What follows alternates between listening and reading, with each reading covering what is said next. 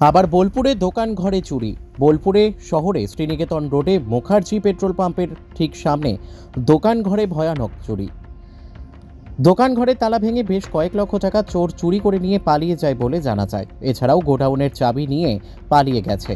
যদিও দোকানে CC camera ছিল, তা সত্ত্বেও চোরেরা দোকান ঘরে ঢুকে ক্যাশ বাক্স থেকে টাকা চুরি করে নিয়ে পালিয়ে গেল।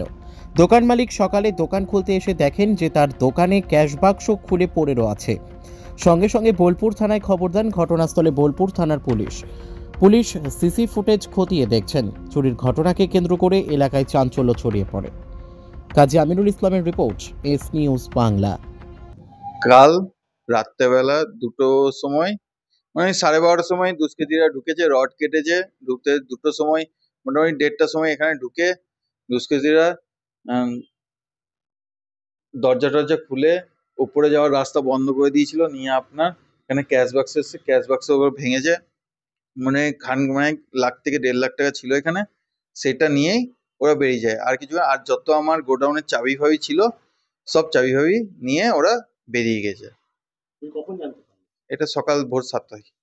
আমি যখন উঠেছি, এখানে কুকুরকে রুটি দিতে আসে আমার ভাই, তখন উঠে দেখছে যে দরজা যে গেটটা দিয়ে আমরা যাওয়া আসা করি সেই গেটটা ওরা মাল দিয়ে চাপা দিয়ে দিয়েছে, যাতে এদিকে না আসতে পারলো। ওরা ঠিলে ঠুলে যেভাবে বেরোলো। বলে যে ওই টাকা চুরি করার মেনও উনি আগে থেকেই সব জানতেন যে এখানে এই অবস্থা। টাকা চুরি করাটাই হচ্ছে মেন ম্যাটার ওনার। এই রাস্তার রোডে সামনে যদি এভাবে চুরি হয়, তাহলে গ্রামের ভিতরে শহরের ভিতর ঘরগুলোয় কি অবস্থা হবে? লোক না থাকলে কি, আমরা তো আছি তার মধ্যে, ঘরের মধ্যে।